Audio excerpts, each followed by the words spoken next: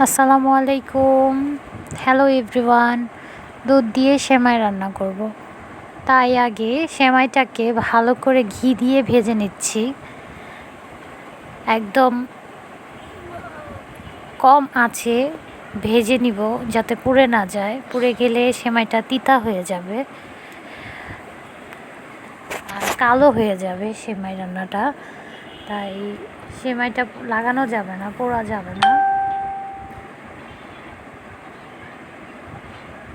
ভালো করে একদম ঝরঝরা করে ভেজে নিব।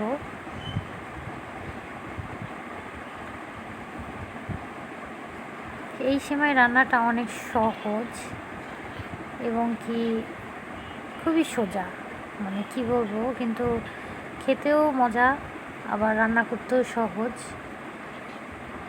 এই সেমাইটা আবার নারকেল দিয়ে রান্না করে, ঝরা সেমাই বলে।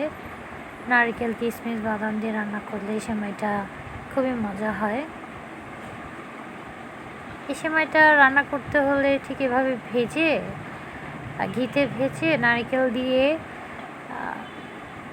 যা যা দেওয়া আর কি, বাদাম কিশমিশ দিয়ে একটু ভাপে রাখলে, পানি দিয়ে ভাপে রাখলে হয়ে যায়। আর বাদাম ঘরে এই চীনা বাদাম ছিল, তো আমি চীনা বাদাম দিয়েই রান্না করতেছি। কাজু বাদামটা শেষ হয়ে গেছে, যা যা থাকে আমি তা দিয়েই রান্না করার চেষ্টা করি।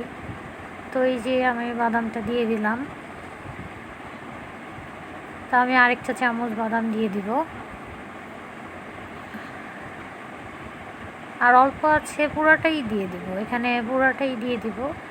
এলাচি, দারুচিনি, তেজপাতা, তো আমার যতটুকু লাগবে আমি ততটুকুই নিয়েছি। তো এমন না যে নাই, আছে, আমার যতটুকু প্রয়োজন আমি ততটুকুই নিয়েছি।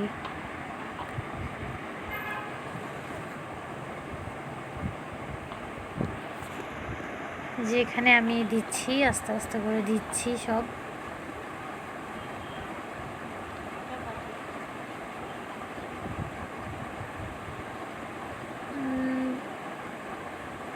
দেওয়া শেষ।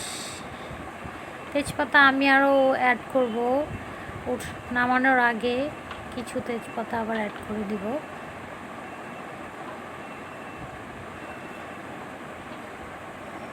যার যেরকম আর কি খেতে ভালো লাগে সেই পরিমাণে দিলেই হয়। আমার অল্প পরিমাণে ভালো লাগে, আমি অল্প পরিমাণে দিলাম। তো আমার কাছে একটু কম মনে হয়েছে দারুচিনি, তো আমি আরও 2টা দিয়ে দিলাম।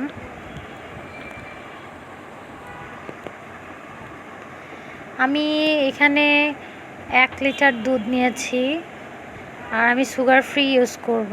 1 লিটার দুধ আমি একদম শুকিয়ে নিয়েছিলাম আগেই, মানে বলক দেওয়াই ছিল, শুকানোই ছিল। আমি এখানে একটু পানি অ্যাড করেছি, কারণ পানিটা আবার শুকিয়ে যাবে, তো পানি অ্যাড করেছি।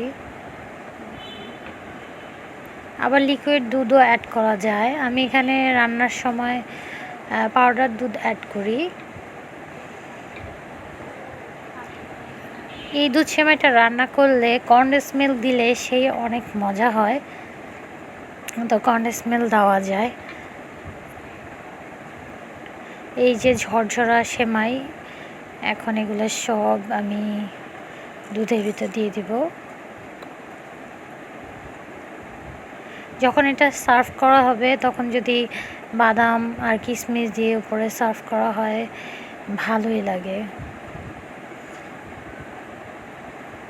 ভালো করে এটা সবগুলো দিয়ে একদম দমে রেখে দিলে কতক্ষণের জন্য